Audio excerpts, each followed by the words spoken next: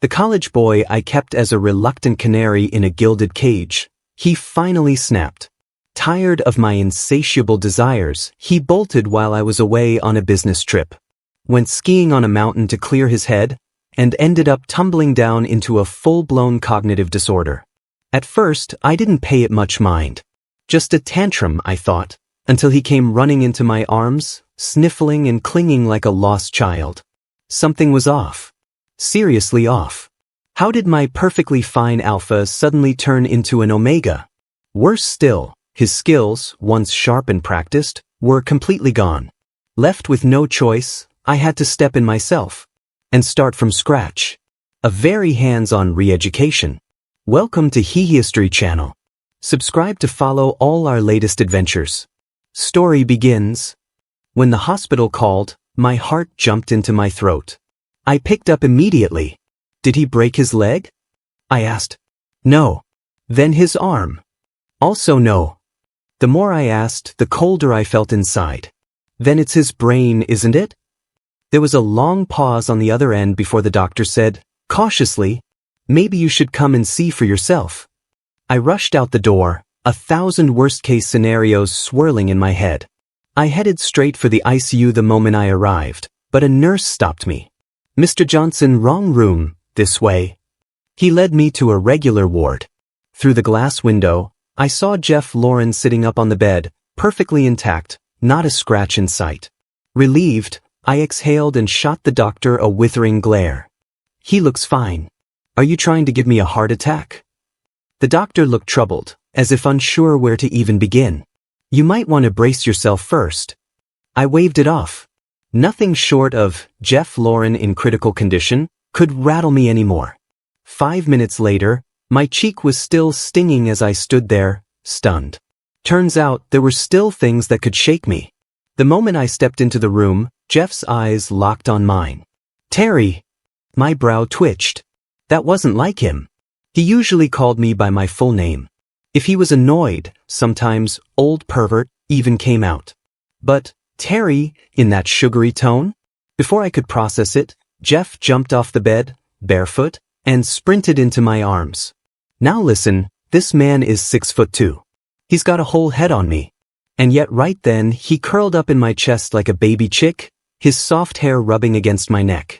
The shock was so great I froze for a solid 30 seconds. Honey, why aren't you saying anything? I woke up and you weren't there, don't you love me anymore?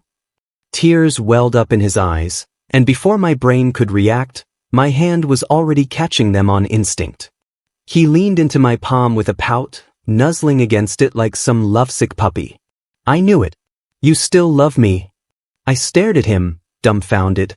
This was not the alpha I knew. I forced a smile. And what brought on this sudden affectionate mood? I tried to get him to call me honey before, but even in bed, he'd go red in the face and stubbornly stay silent. Honey? Why are you acting so weird? I've always called you that. I'm your omega. Jeff blinked at me with wide eyes, except those fox-like peach blossom eyes weren't made for innocence. No matter how hard he tried, it just didn't land. My brain felt like it short-circuited, and the next second I leapt back and pointed at him. Whoever you are, get out of his body right now. Jeff looked panicked. He yanked the doctor over and cried out, Doctor, my husband's sick. He doesn't recognize me anymore. The doctor just stared at the two of us, clearly regretting his career choices.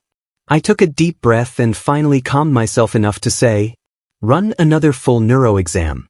Now. Jeff immediately turned teary-eyed again, lips quivering. Before he could start wailing, I quickly slapped a hand over his mouth.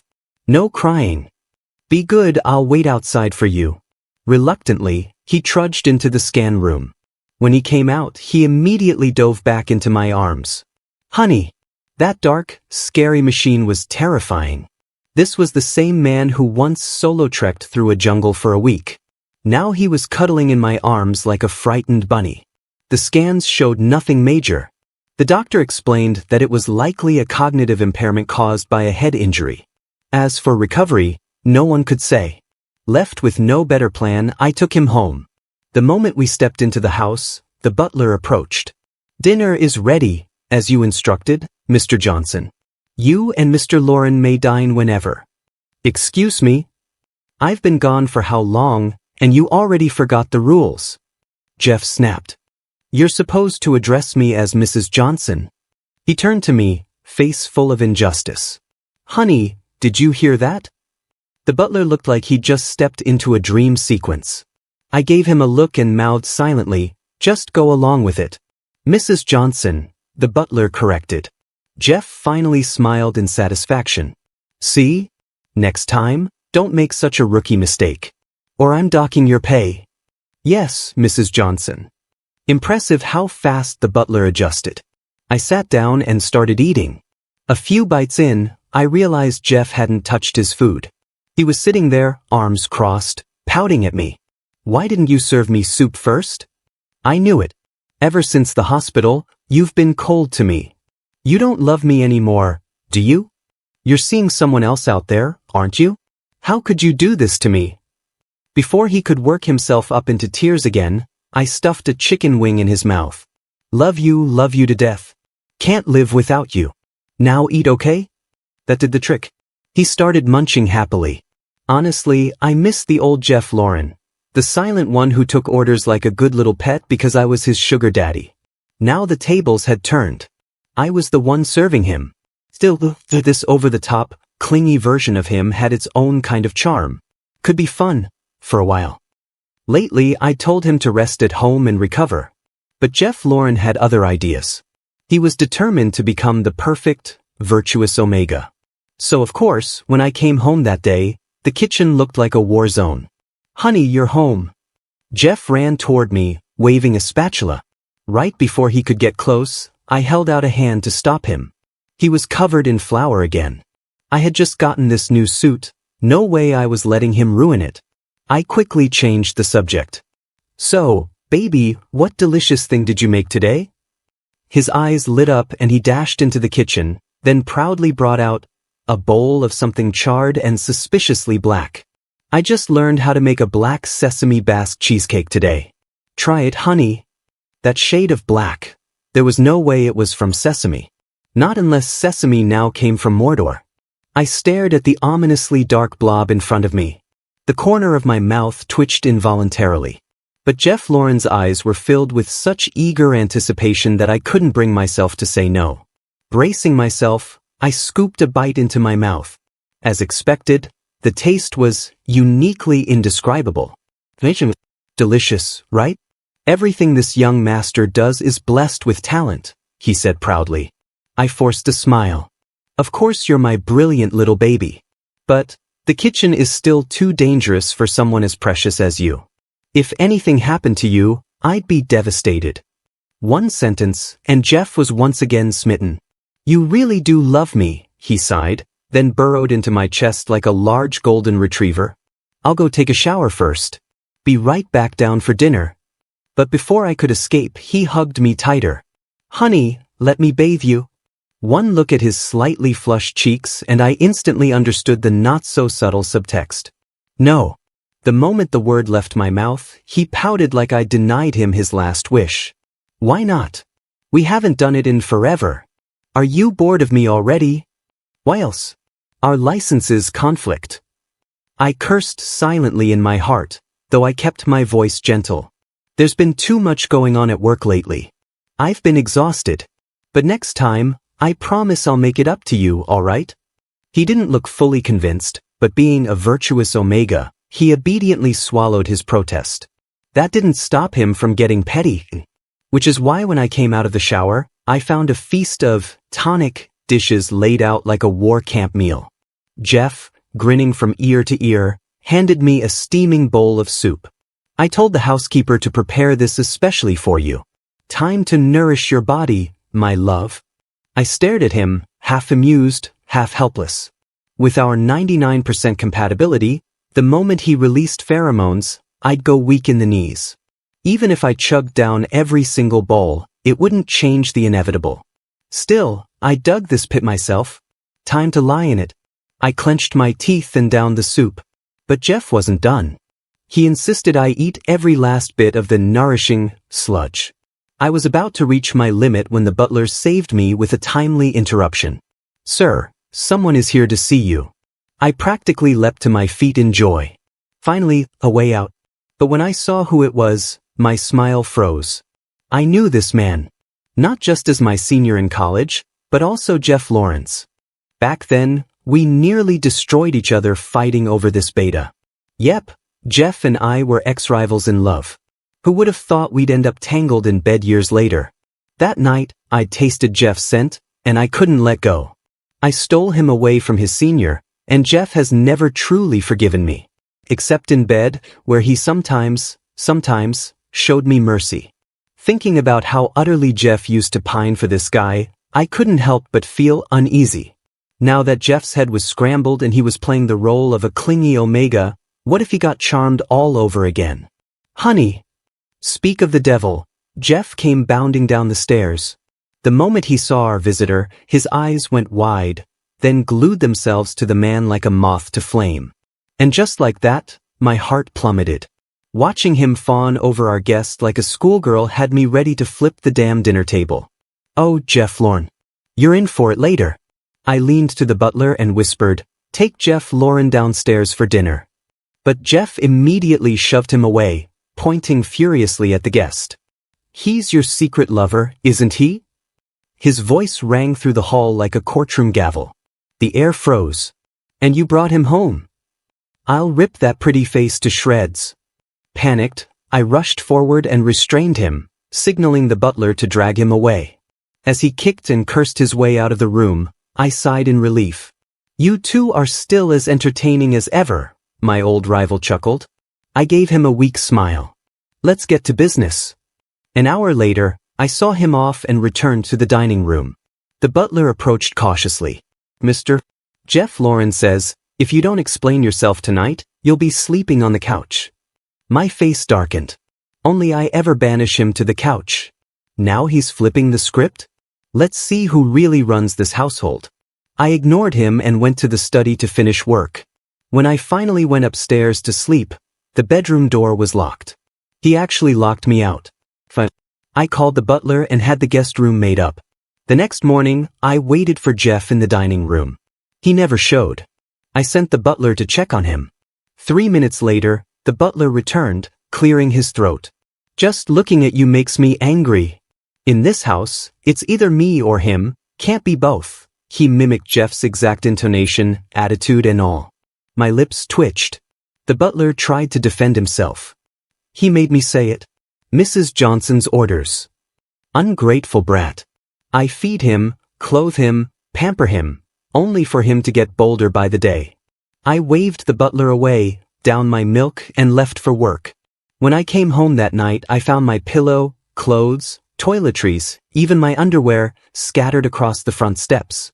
The culprit was obvious. I turned to the butler. "Pick them up." He didn't move. "Mrs. Johnson told us not to." I clenched my jaw and picked them up myself, taking them to the guest room. My custom suits, all crumpled into a sad pile. I didn't know whether to laugh or cry. At this point, Jeff Lawrence had become a walking landmine. Untouchable. Irrational. Impossible. Still, that night I softened a little. I ladled a bowl of his favorite seafood congee and asked the butler to take it up. He returned not long after, with the untouched bowl. But trailing behind him was Jeff. Still refusing to look me in the eye, but at least willing to sit at the same table. "Why does this porridge smell weird?" Jeff asked, suspicious. The butler sniffed the bowl. "Maybe it's my blocked nose. I'll get a fresh one right away." But Jeff jumped in. No need. Just leave it." I couldn't help but chuckle. He really was ridiculously cute sometimes. Jeff shot me a murderous glare. I quickly wiped my smile away. Took forever to coax him out of that mood. Better not piss him off again. Last night he still had his sour face on. But at breakfast this morning, I caught a glimpse of him at the table. Just before I left, I called out softly, "Take care today. I'm heading out." Jeff didn't even lift his head from his porridge, only gave a muffled grunt from his throat, barely a response, but a response nonetheless. That afternoon, my old senior stopped by the office to go over some project details. The new assistant, all flustered and clumsy, managed to spill coffee all over him. I told my senior to use the break room to clean up and sent the assistant off to buy him a new suit. To avoid any awkward assumptions, I stepped out for a walk around the office, gave everyone a little pressure, and then circled back. Strange, where did this thermos come from? I overheard a cleaning lady mumbling. My eyes caught the sight of a pink thermos by the door. It did feel familiar, but I didn't think too much of it. That evening, I got home and noticed Jeff Lauren wasn't in the living room. Hadn't he cooled down a little? I turned to the butler. Go get him for dinner. The butler looked like he was trying to swallow a frog. Misunderstanding, he said. Said what? He said, you cheated. He's divorcing you. And he's taking the baby with him. For a solid moment, my brain went completely blank. He what? What's in his, what baby?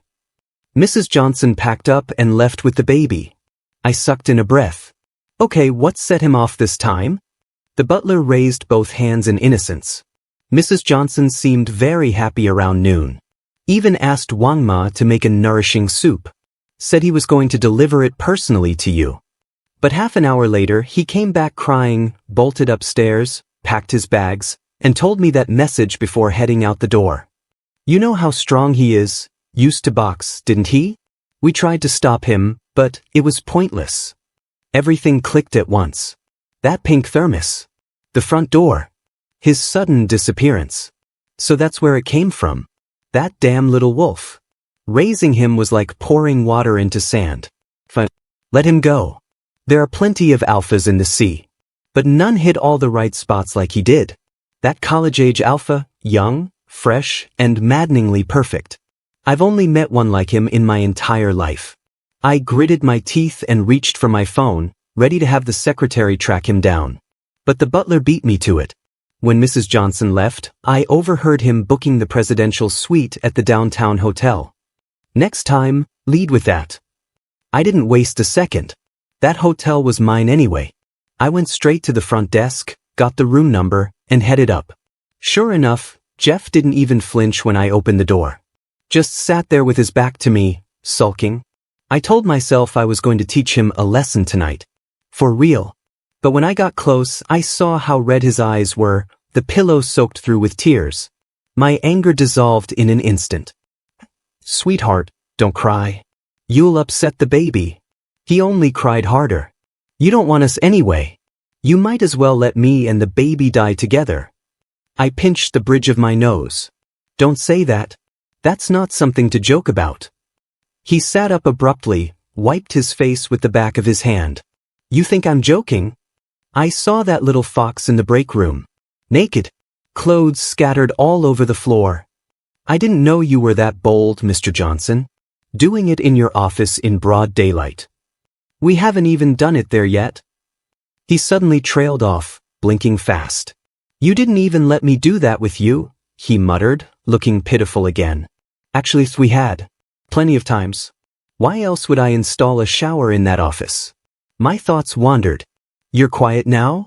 Guilty conscience? You're not even denying it, so you're admitting it, aren't you?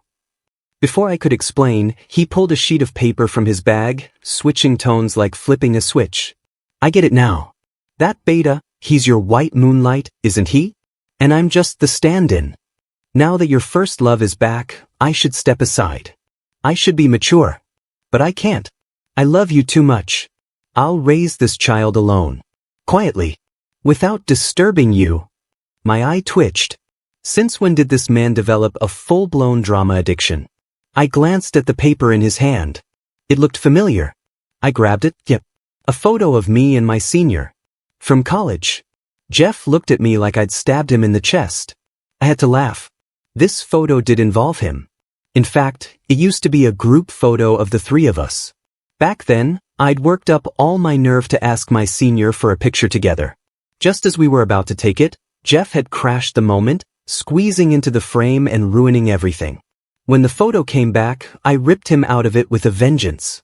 He held up the torn photo now like a prosecutor presenting evidence. You dare deny it now? The proof is right here. Jeff crossed his arms dramatically. Your Honor, I've been wronged. So I carefully walked him through everything that happened that day in the office. He reluctantly nodded along, still skeptical. Then he pointed at the picture again. You're saying I used to like him? I nodded seriously. No way. He's totally not my type. And I've always believed in strict AO pairings. He's a beta. I'd never go against my principles. He looked very proud of himself. I hesitated. What if you're the alpha and I'm the omega? Jeff blinked. Then burst out laughing. Honey, that's not even a funny joke. Still smiling, I showed him his profile file from my phone. At first he chuckled. Then his expression slowly twisted. Finally, he threw my phone back at me and buried himself in the blankets. You're messing with me. I can't be an alpha. That's impossible. I stared at him. The sheer refusal in his voice baffled me. Oh, honey, my head hurts. He clutched his head like it really ached. I rushed to soothe him, worried it wasn't just an act. After coaxing and calming him down, I called the doctor. Trauma, the doctor said. If the patient's psyche is resisting the truth, it's likely due to past emotional wounds. I looked at Jeff's peaceful sleeping face. What else was he hiding from me? Even after the misunderstanding was cleared, Jeff showed no intention of coming home. He said my effort level in this win back my wife arc was still far from acceptable. He and his unborn baby hadn't forgiven me yet. Considering how violently he'd reacted to the whole alpha/omega revelation, I didn't dare push the truth on him again. So now I worked all day, and instead of going home, I went straight to the hotel each night like some heartbroken fool. Today, as usual, I arrived after work. The moment I opened the door, I was hit by a wave of pheromones that nearly knocked me off my feet. Jeff was sprawled on the bed, flushed, dazed, and utterly wrecked. Honey, I think I'm going into heat. It hurts. I closed the door with my foot and swallowed hard. That was sensitivity period kicking in. Thinking back to those bittersweet days of his susceptibility period, my body already ached just at the memory. Before heading to the bed, I shot a message to my assistant, telling her to clear my schedule for the week. The moment I approached the bed, Jeff Lauren pounced like a starved wolf, pinning me down. He nipped at my neck, wild but hesitant, aggressive but soft. He wanted to mark me, but couldn't bring himself to hurt me. I buried my hand in his hair, fingers tightening as I tugged his head up just slightly. All you know how to do is drool all over my face. Is that the extent of your skill? Jeff bared his tiny canines defiantly, looking like a petulant cub. I chuckled, patting his head. Shower first. You stink. I turned to head toward the bathroom, but he didn't follow. He sat on the bed, looking pitiful. I waved him over. Didn't you say you were going to serve me in the shower?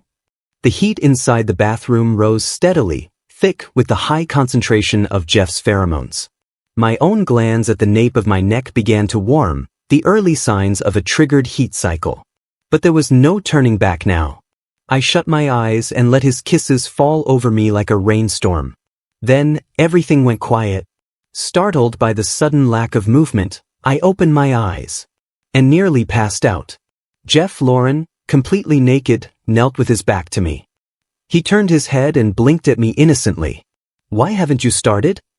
I couldn't even think, let alone move. My mind was mush, my limbs were jelly. If not for the wall behind me, I'd have collapsed. Grinding my teeth, I forced my brain back online and started instructing him step by step, guiding him like he was a nervous first-timer. At first, he resisted. But once we were in sync, he fell silent. In the haze of it all, I felt a warm drop hit my cheek. I opened my eyes. Jeff was crying. I reached up with a trembling hand and wiped the tear off his face. What now? He sniffled, voice cracking. It just feels so good. This susceptibility episode hit harder than ever. Normally it passed in 3 or 4 days, just enough time for me to recover. But this time? It dragged on until day 6. The hotel curtains hadn't been opened since the first day. Aside from food, we hadn't left the bed. By the 7th day, I finally regained some sense of self. And with it, a tidal wave of soreness washed over me. I felt like I'd been flattened by a truck. Jeff was already awake, leaning on his elbow and watching me. I couldn't even lift my hand. "Water," I rasped. He dutifully got up, poured a glass of warm water, and brought it to my lips. As the water slid down my throat, I finally felt a shred of relief. But something felt off. Later at dinner, it hit me. Jeff was way too quiet. Not a single hubby this, or hubby that. Nothing. Compared to how clingy he'd been, this silence was downright suspicious. I glanced at him. "Why aren't you calling me anything today?" He blinked at me, confused. "What? You know, husband? You always say that." Jeff immediately choked, face turning red. "Gotcha." I folded my arms. "When did you recover?" He scratched his nose, looking sheepish. "Third day." So that's why he suddenly got so creative with his moves. I'd thought he was a natural. Turns out he was faking the rest. So the susceptibility ended early, and you just kept going for fun? He even had the audacity to look indignant. The first 3 days weren't really me. I had to make up for it. I nearly laughed from the absurdity. He pouted, and my waist paid the price. "My back's killing me. Come give me a massage." Without another word, Jeff climbed over and started rubbing my lower back like a professional. I melted into his arms. When I woke, I was back in bed. Jeff had changed into one of his old, threadbare t-shirts and was hunched over his laptop, fixing his thesis. Half asleep, my hand slid under his shirt and gave his abs a rough squeeze. "Out," he barked, flustered. I clicked my tongue. He was back to being all uptight again. I stared at him. Can you go skiing again?" He blinked. "What? You were way cuter when you were dumb." He turned back to his laptop. "Then go find someone else who's cute." I snorted. He'd told me a dozen times to let him go, to find someone better, someone normal. And every time, my answer stayed the same. "Give it up, baby. I'm stuck on you for life." Jeff didn't reply. He just kept typing. I stretched lazily. "Come work at my company after you graduate." "No," he shot back immediately. "Figured. There's a spot in my seniors project team. They need help, and you could use the experience. Wouldn't hurt to earn some money on the side either." Ever since he moved in, I'd been depositing monthly allowances into his account. But he never spent a dime. His t-shirts were faded beyond belief, and he still wouldn't replace them. This time, he hesitated, then agreed. I scowled. "Turn me down in a second, but say it's from the senior and he's wagging his tail?"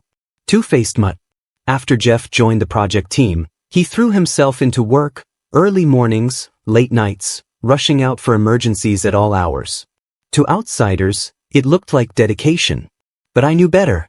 It was all for him, the senior. One night, Jeff finally came home early. After dinner, I cleaned up and waited in bed. When he entered, I pulled him down and wrapped my legs around his waist. "Let's do it."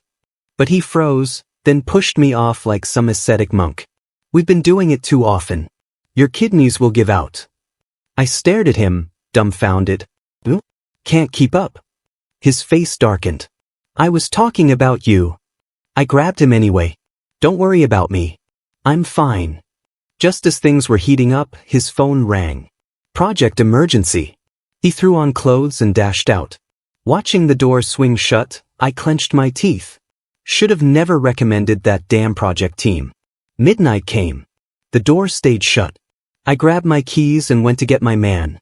It was nearly 3 a.m. when I arrived. The entire work floor was dark, except for one lit office. I stood outside, peering through the glass. Inside, Jeff and my senior were laughing like old friends. My fists clenched. I brought him here to work, not to flirt. Then again, I'd never seen Jeff smile like that before. So bright. So unguarded. "See? He can smile. Just not at me." I muttered to myself. But honestly, if I were the one being kept, I probably wouldn't be smiling either. He had it rough. Got caught up with me before he even graduated. Dragged home, possessed day and night, and couldn't say no. Maybe I'd ruined his life. I came ready for a fight. But I left like a ghost. Dawn was just breaking when Jeff finally came home. He seemed surprised to find me still awake. I didn't give him the chance to speak first. My voice was cold and sharp. "We're done. I'm bored of you." Jeff Lauren was silent for a moment. He didn't ask why, didn't plead, he just walked straight to the closet, packed his things, and left. As I stared at the now empty side of the wardrobe, I felt something hollow open up in my chest too. "That guy," I muttered. "Can't even say a few soft words." After Jeff left, I threw myself into work and never once looked up his name again. That night's business dinner went sideways, our client was pushy, and I ended up drinking way more than I should have.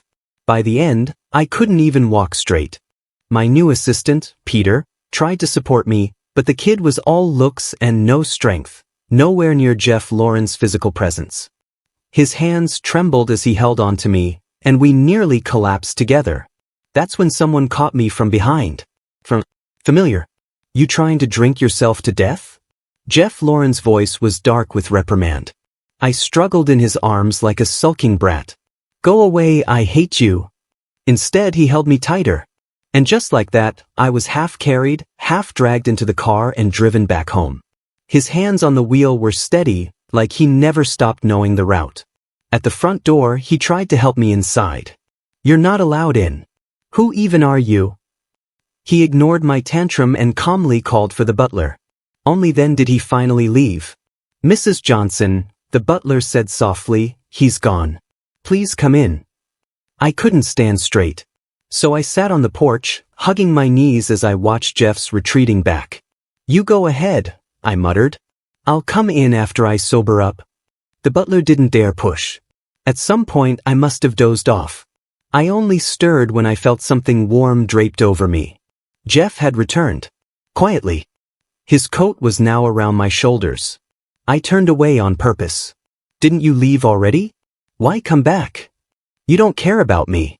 Go chase after your precious senior. Go fall in love with him and leave me to rot." He let out a soft sigh, voice full of exhaustion. "Can we not do this anymore? Let's just get back together."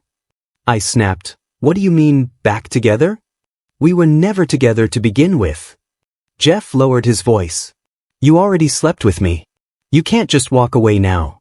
As much as I wanted to play the cold, heartless one, his face, so perfectly my type, made the words die in my throat.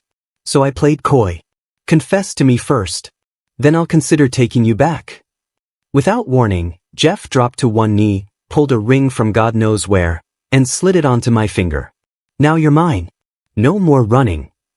I stared, dumbfounded. "Hey, you cheated." I tried to pull it off, but he moved fast, wrapping me in his arms and sealing my protests with a kiss. That night, well, let's just say it was passionate and sweaty and nothing short of explosive. Afterward, curled up in his arms, I asked sweetly, "So, when do I get to meet the parents?" He hesitated, then gave in. "Soon." We stayed in for 3 days. When the marks on my body had finally faded, we packed up some supplements and headed to his family home. Mrs. Lauren welcomed us warmly, bustling around to prepare a full table. Jeff didn't speak much. He helped his mother in the kitchen with a blank face. But I could tell, something wasn't right. "Big sis, look what I built with my Lego." That was Jason, Jeff's younger Omega brother. 16 years old, fragile and sickly since birth, looking far younger than his age. I smiled and patted his head. "Jason, you're amazing." When I glanced up again, Jeff was watching us. The moment our eyes met, he smiled, then turned back to help in the kitchen. Something strange churned in my gut. But I let it go. Dinner was served, and I froze. Not a single chili. Every dish was plain and mild. Mrs. Lauren must have noticed my confusion. She offered a polite smile. "Jason's stomach can't handle strong flavors. I hope you don't mind, Terry." I smiled back, but my eyes flicked to Jeff. He liked spicy food. Rich and oily and loud. This table? He wouldn't have touched it under normal circumstances. But Jeff sat quietly and started eating. Like he didn't notice. Like it was fine. "Terry, try my Kung Pao chicken," Mrs. Lauren offered, scooping some into my bowl. I took a bite and gave her a thumbs up. "It's great." She laughed. Jason used to love ordering this from restaurants. I worried about hygiene, so I learned to cook it myself. I frowned slightly. Since we arrived, she hadn't once asked Jeff if he was tired or hungry. She hadn't even looked at him closely. Then it got worse. "Xiaojin, you should try this too." Before I could stop her, she dropped a spoonful of chicken, with peanuts, into Jeff's bowl. Jeff froze. I reacted instantly. "Mom, remember? Jeff's allergic to peanuts. Guess it's my lucky day, I get seconds." Mrs. Lauren looked flustered, clearly caught off guard. Jeff didn't say a word. Just picked at his rice after that. He barely ate. The car ride back was silent. I stared out the window. Jeff must have noticed. He reached over, squeezed my hand. I leaned on his shoulder and asked softly, "Can you tell me why you always rejected your own gender identity?" It took a long time for him to answer. "My dad died when I was 14. Jason was only 2. My mom raised us alone. It wasn't easy. Jason was an omega, always sick. Most of her attention went to him. I was going through a rough phase and once asked her why it was so unfair. She just looked at me, tired, eyes dull. She said, 'You're an alpha. You're the older brother. You should shoulder more.' I didn't argue. Just picked up the weight she couldn't carry anymore." His voice was quiet, tired, and suddenly I understood. When the world is quiet and I'm alone at night, I used to wish I were an omega. Jeff Lauren's voice trembled slightly. Maybe the bump on my head just magnified what I already wanted deep down. "Sorry, I probably sound ridiculous." His eyes were rimmed red, and he quickly looked down, hiding the vulnerability brimming in them. Something in my chest ached, like my heart had been dunked in sour water. Swollen, stinging. We'd only been married half a year, and I'd always assumed he came from a warm, happy family. The truth cut sharper than I expected. I sat up and cupped his face in my hands, pressing a firm kiss to his lips. "It's okay," I whispered. "Whatever love you didn't get before, I'll make up for it." He smiled at that, but his hand was already slipping lower with a wicked gleam in his eye. "Then Terry, tonight you better really love me." My ears flushed red. I slapped his hand away. Shameless. That afternoon, while digging through the study looking for some documents, I stumbled across a notebook. The handwriting on the first page was unmistakably Jeff Lawrence. I told myself not to peek. Privacy and all that. But when I picked it up, a folded letter fell out. I stared at it. Curiosity and guilt wrestled in my brain. Curiosity won. I'm his husband. What's the big deal? With that totally mature reasoning, I opened the letter. One skim was all I needed. It was clearly written during college. The recipient? Obviously his senior. I didn't blame him for the past. We were married now, and what's done was done. Still, the sour taste lingered. I grumbled under my breath. When he gets back from work, I'm making him write one to me. Not a word of protest. No letter, no entry to the bedroom. And since I already peeked, might as well keep going. I flipped open the diary. A few pages in, my interest plummeted. It was just page after page of Jeff swooning over his senior. I was about to close it when I noticed the cover was lumpy, like something was tucked inside. I opened the back flap, and a fat stack of photos spilled out. When I saw the face on those photos, I froze. It was me. When Jeff got home, the first thing he saw was me sitting on the couch, arms crossed, staring at him. He fidgeted. "Is there something on my face?" I shook my head. "Did I do something wrong today?" I shook my head again. He scratched his head. Suddenly, his eyes lit up in realization. "Was I too rough last night? I promise I'll be gentler." "Shut up." My face burned. I threw the photos and the notebook at him. "Start explaining." His face turned bright red. "You found them?" "Oh no," I said mockingly. "I didn't find anything." "Go ahead, enlighten me." He took a deep breath like he was about to confess to murder. "I liked you from the first moment I saw you. But you were so cold. Never gave alphas the time of day." His lips curled slightly in a pout. I scratched my nose. "Okay, I was kind of a snob back in college. One day, during a basketball game, You finally smiled. At a beta. My heart dropped. My roommate said I should pretend to be your love rival. That it'd catch your attention. I blinked. That's what started all this? You idiot, I muttered. So that night at the bar, was that part of the plan too? He quickly waved his hands. No, that was an accident. I mean, yeah. His voice dropped. I wasn't actually drunk that night. What? You weren't drunk and you still did all that? He mumbled. You made the first move? I just didn't say no. I narrowed my eyes. Oh, so now it's my fault? He shrank under my glare. I'm sorry. I'm sorry. Then why were you always so cold to me if you liked me so much? His expression turned gloomy. Because I was mad. After everything we did, you still wouldn't acknowledge me. Still flirting with others. His voice wavered. I hated it. But I couldn't leave. Even if it meant staying in some twisted, undefined relationship. I'd rather be beside you like that than not at all. I stared at him. You idiot. I sniffed a little. That diary, did you read the whole thing? He blinked. No. Why? He opened it, flipped a few pages, and handed it to me. It was explicit. Very explicit. I slammed it shut and tossed it at his chest. You perv. He didn't catch it. Just pulled me into his lap and held me close. Then let's try them all out tonight. One by one. I said nothing, face burning. Before I lost consciousness that night, the last thing I remembered was the pale light of dawn, and the man above me, insatiable and unstoppable, like a machine set on infinite repeat. Thanks for stopping by.